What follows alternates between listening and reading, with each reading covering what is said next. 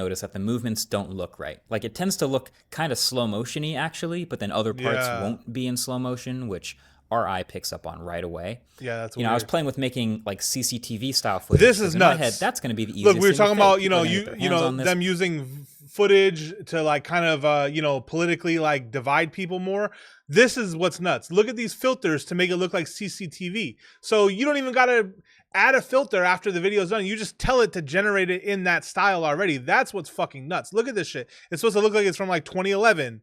And bro, this is crazy. This is what's going to really fuck somebody up as far as like wanting to believe something when it's just AI. And the thing is, what's crazy is with this, even if something's not AI, now people are going to assume that it is until you prove that it's not.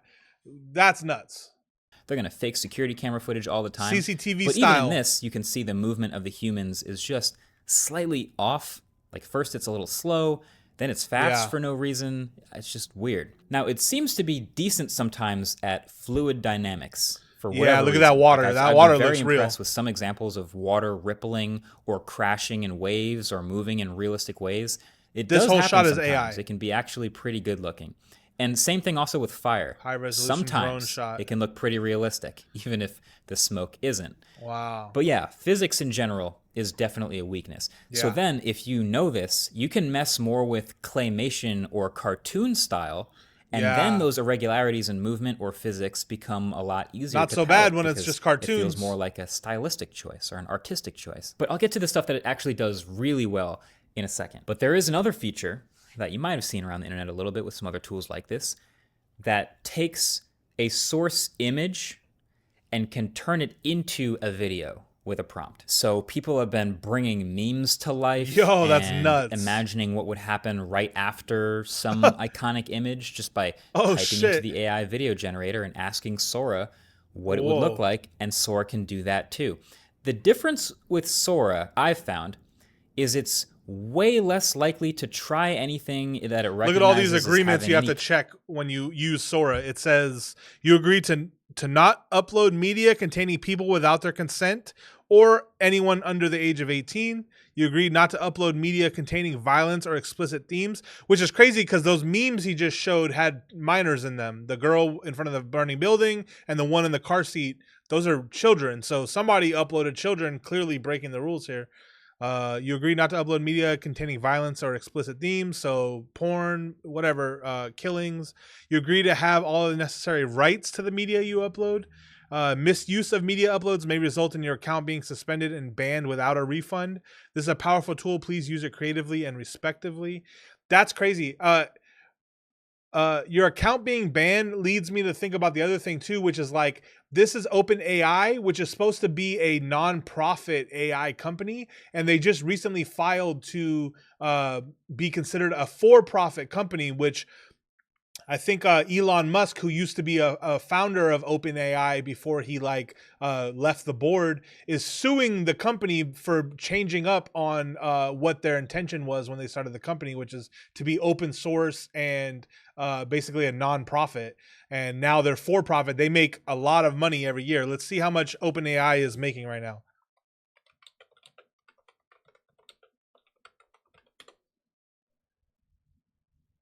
Oh no, that's salary. OpenAI revenue.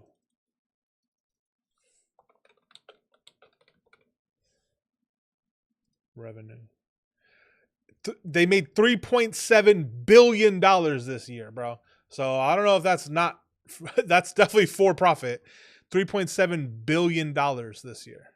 So that's people paying that $20 a month to use ChatGPT, and now people paying $200 a month to use SORA. The thing is, there's other tools. SORA is just going to be the more mainstream tool that everyone starts using because it's attached to this brand that people are familiar with. But there are other tools, and you were just talking about this other guy. What's his name? AI Samson. He probably uses those other video tools. Same thing as that Void Stomper Instagram channel I showed you. Those guys are all using AI video tools that already exist that are not SORA and are not restricted. You could use those, all of those rules that you just checked to agree to for SORA, you don't have to agree to on these other tools. And that's what I'm saying. I'm going to do a live stream where I dive into that stuff because it's really powerful and it's really cool. And I think that's like where the real the real fucking shit is happening at. All the big like players and AI are on this other wave. They're not using these like common AI, open AI tools, you know? These are like really watered down, restricted, like commercial tools for the average person. And that's really why it's being talked about, because Sora is going to become really mainstream and the average person's going to have access to it. Just like now, you probably wouldn't hire somebody to write an article for you because you could use ChatGPT to write an article pretty easily. And by you, I mean average people, right? Like somebody who's not even really into AI that much knows that they can just get on there and have it write the article. So eventually the AI tools are going to become really mainstream and accessible to every single person. And that's what's like happening here with Sora. Obviously, it's $200 a month. The average person is not going to pay that $200 a month, but eventually it's going to get a lot cheaper. And if not, what's going to happen is businesses will pay for like a business account with OpenAI, and then let's say I pay for that business account. Now I can create an app that uses Sora, but I don't have to announce that I'm using Sora. I could just put an app in the App Store that says like, this app will let you hug your loved ones that passed away. Upload an image of them and an image of you, and I'll make a video where you guys hug each other. Right? Like that's a simple app that you can make that's built off of the foundation of Sora and OpenAI, but the end user that's using the app has no idea that you're using those tools, you know?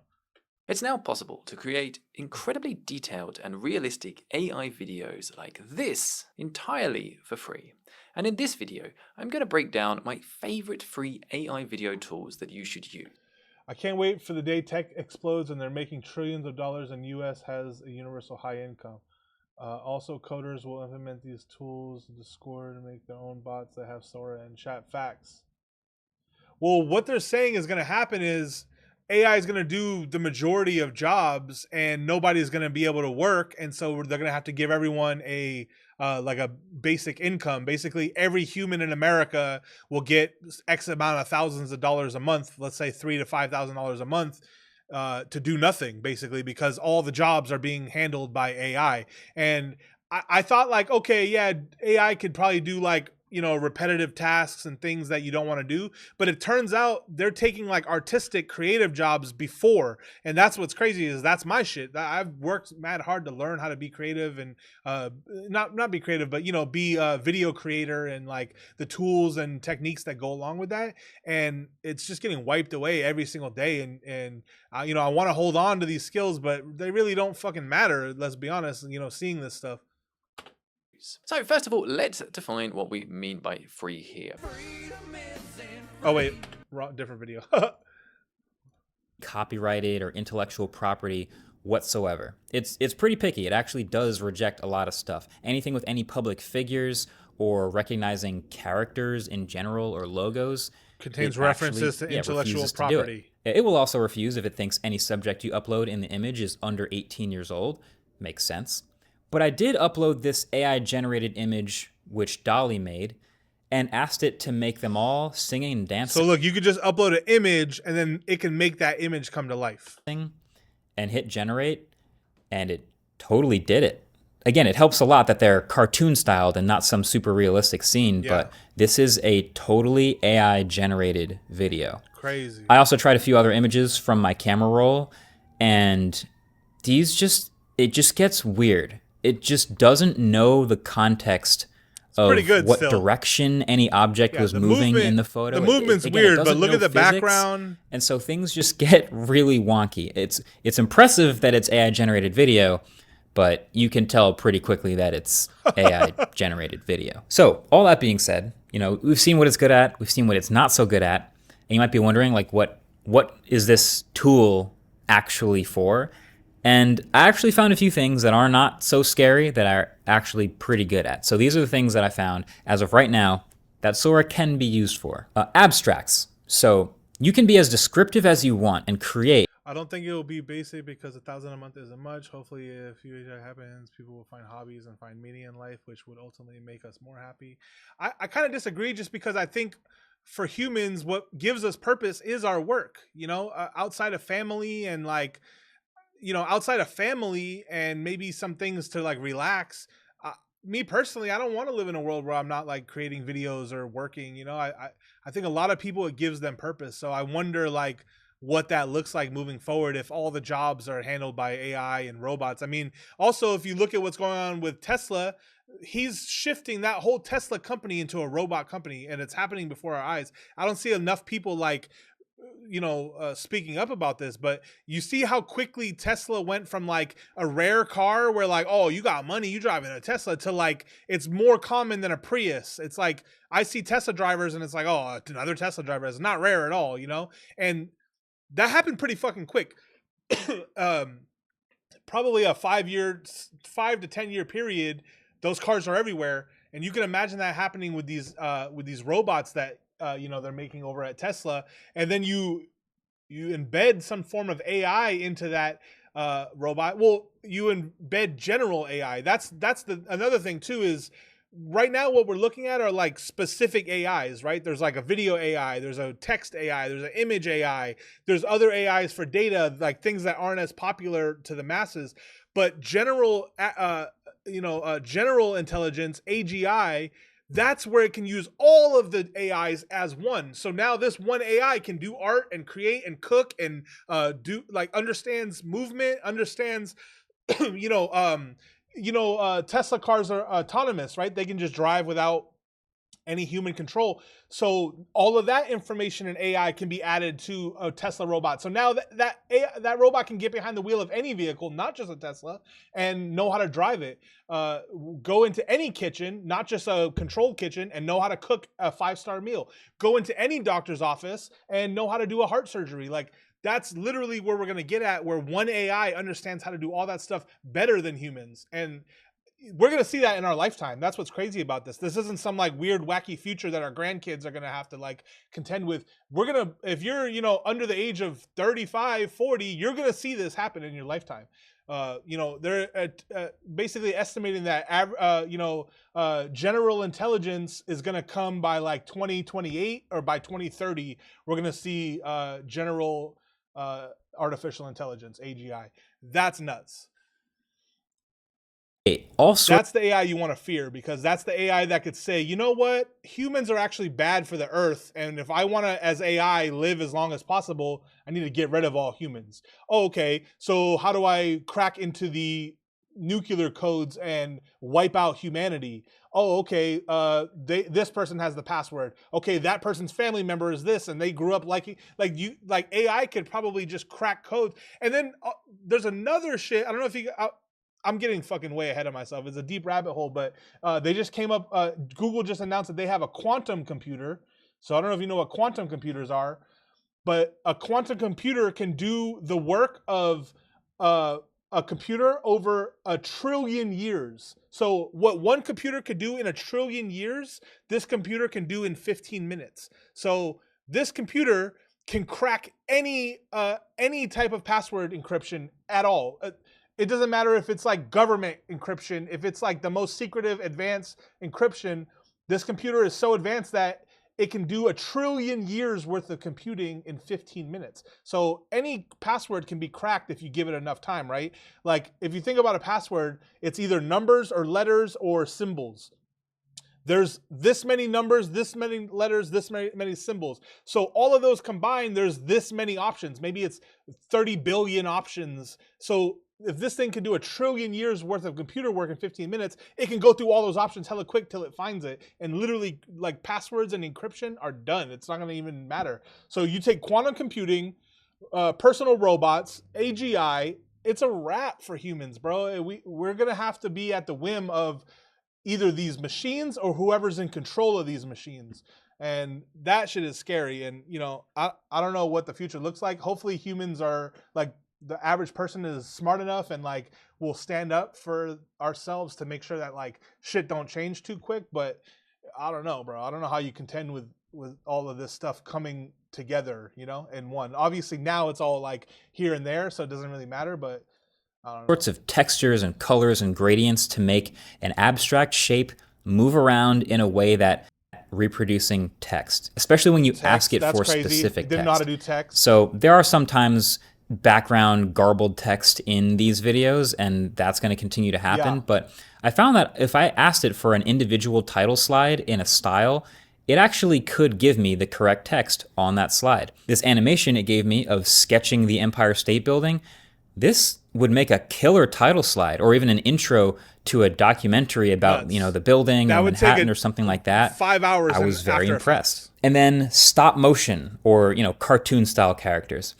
Again, like I said before, cartoons don't necessarily have to have realistic movements or physics, so the errors in those things don't hit the eye as much, and so the characters still look like, dare I say, art. They're characters, especially in scenes like this one. The graffiti doesn't have to actually say real words for this to look normal. Like the bear doesn't have to have the correct number of fingers or toes. It just looks like some album art come to life, basically, which I'm sure someone would find useful on social media somewhere. And while we're at it, here's a couple other random prompts that impressed me. I asked for Santa fighting Frosty the Snowman in the style of Mortal Kombat, and it built a readable scoreboard. I didn't ask for the scoreboard, but it built all that with the names and everything. Look at how it has like a snow design around it. Immediately, again, the details are weird when you start looking at it, but this could be a good inspirational starting point. And then I also asked for a video of a tech reviewer. Look, this is the thing I was talking about with the plant. You can see right here, this plant. This is MB Marquez Brownlee. He has this exact plant in his studio. So that means that this video uses his YouTube videos to generate it, because this is AI. At a desk. And I said nothing about this fake plant, but Sora took the liberty of adding this exact fake plant here, which I said nothing about in my prompt. And that, look at that, he got the plant. A convenient reminder of the other side of the tools like this, the unknown. They're using his videos to train the clearly, AI. We already know that these are huge YouTuber. AI-generated videos that have to come from some source material. Are my videos in that source material? Is this exact plant part of the source material? 100%. Is it just a coincidence? I don't know. 100%. OpenAI has talked about using publicly available media and data, and it's always to me been a kind of a sketchy definition. We don't know if it's everything. We don't know if it's too late to opt out, if we wanted to opt out. And also, I have no idea how much energy this uses, or if it is significantly more than the LLMs or DALL-E were using. But still, the craziest part of all of this is the fact that this tool, Sora, is going to be available to the public, I guess around the time of this video publish, to everyone, to millions of people. Yeah. All at once. And I mean, yes, it does a pretty good job with its guardrails of refusing to do anything photorealistic, refusing to use actual people's likenesses or any dangerous or harmful acts. Crazy. And yes, it does watermark every single generated video with this little animation here. All right, this is the quantum computer that Google supercomputer announced they have. Capitan, with over 1 million CPU cores and 10 million GPU cores. So this is the biggest normal computer we have, 10 million GPUs. A regular, a computer like that I use for 3D has, I think I have 8 GPU cores. So 10 million, that shit could probably render a video in fucking half a second, dude. At its disposal. Some might call it blazingly fast, but Google just unveiled a new quantum chip named Willow that can fit in the palm of your hand and solve certain problems septillions of times faster. Septillion, what is that? 100 million, I mean, 100, no, what is that? 1,000, 100,000, millions, billions, trillions, fucking dude, what? Than this future dinosaur. To put that in perspective, a problem that takes Willow 5 minutes to compute would take El Capitan this many years. That's more years than the age of the universe. So that computer that exists with 10 million GPU cores, it would take longer than the whole universe as existed to generate what that other new chip takes 5 minutes. Like, what? Even if you had an El Capitan supercomputer for every grain of sand on Earth, powered by a Dyson sphere around the sun, it would still be many times slower than Willow. But the Americans aren't the only ones making breakthroughs in the quantum computing field. Just days ago, China introduced a record-breaking 504 qubit superconducting chip. China After seeing this big number, people on the internet started freaking out because a computer this powerful could break unbreakable encryption algorithms and steal all those Hawk Tuah tokens that you just YOLO'd your life savings into. Hey, y'all know about that's that? Ignorant. By the end of this video, you'll understand how quantum computing actually works and why it still totally sucks as of today. It is December 10th, 2024, and you're watching The Code Report. On one hand, quantum computing could lead us to a utopia that unlocks fusion energy, artificial superintelligence, and immortality with nanorobot doctors, but it also nanorobot doctors, bro. You heard that? So that's a little robot that can go inside and find cancer and just kill just the cancer. No chemotherapy, nothing. It just goes right and finds the cell.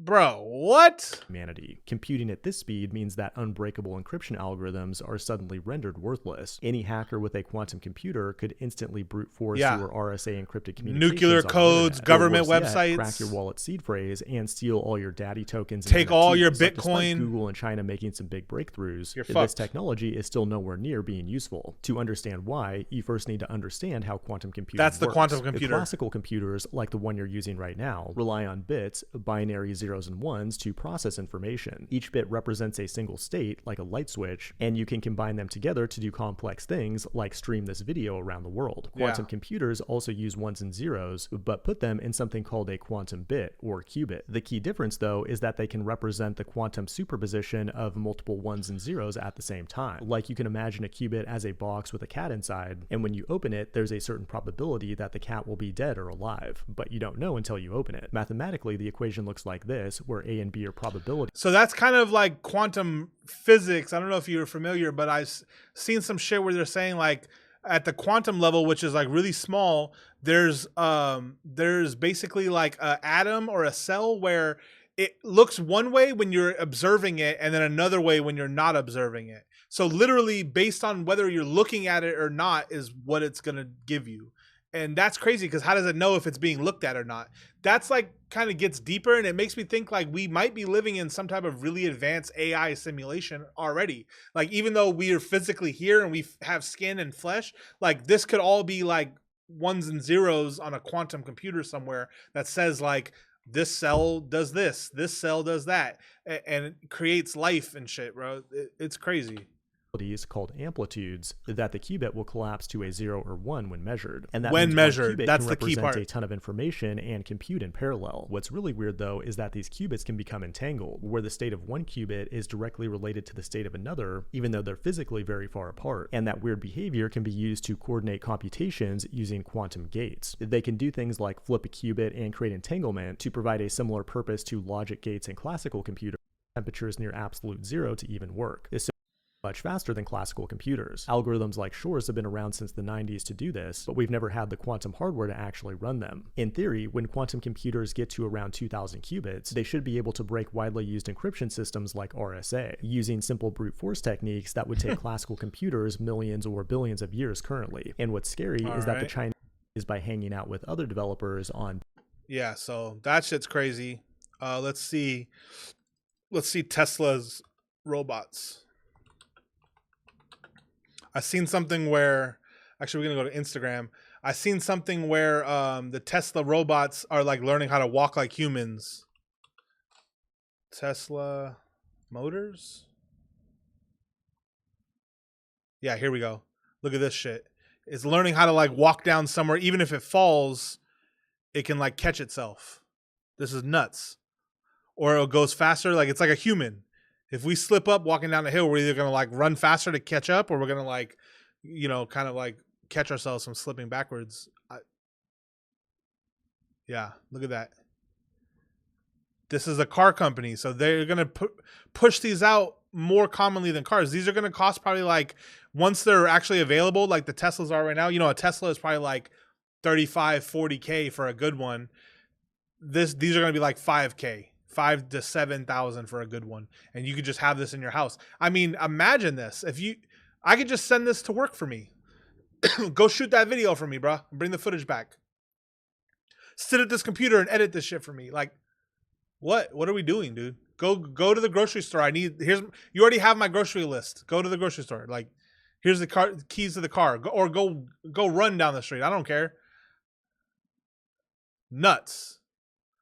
Yeah, Uber taxi. I mean, you could think of a million things that these are going to start doing. And that's why they build it to look like a human, so it fits into all the applications that we have. It can open refrigerators, turn on sinks. It can perform heart surgery, like I said.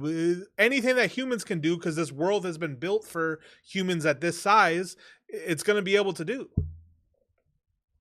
It's fucking nuts. Here's the comments. Elon and is the Antichrist. Him and his mother are both the Illuminati. Holy shit. Is this the only time you're going to see these robots, humanoids, act like humans? The rest of the time, they might kill us all? Facts. Not sure why anyone will be in favor of this. We have enough people on this planet. What's the benefit other than wanting to be in the Jetsons? I think the benefit is to ease human suffering. And that's why it's going to take off. Humans don't want to have to do certain things, and now we can buy our way out of it. That's what this is. Shit getting weird. This is facts, bro. This is all facts. It's very weird. New hand. Look at that. Look at it catch that. What the fuck? Actively catch it.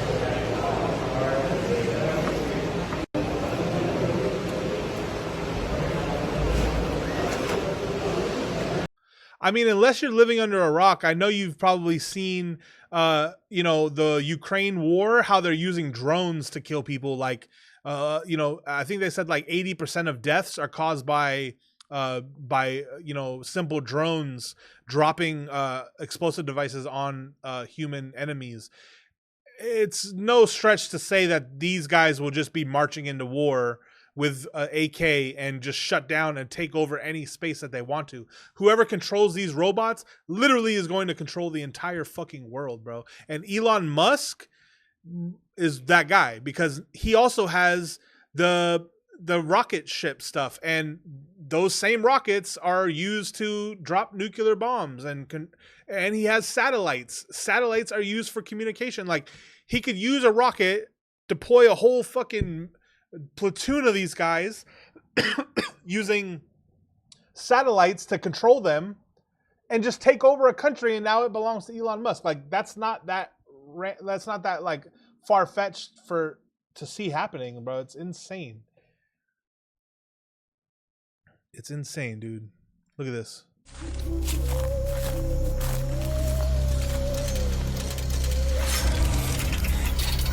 That's real. That's not 3D. Look at all the fucking muscles and nerves.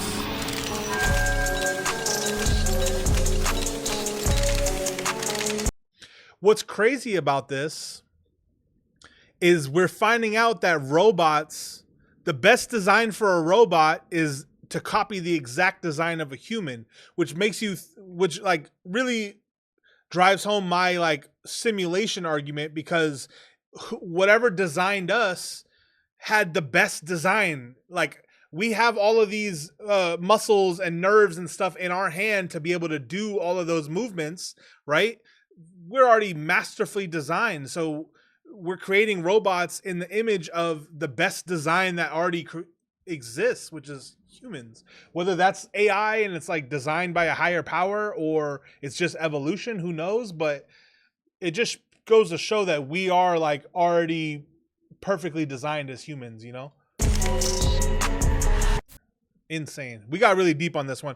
I'm gonna wrap it up here. I'm about to go to down to OC. My boy Juice Unlocked is doing an award show tonight on his YouTube channel at 7 o'clock. I'm gonna be a guest host on that.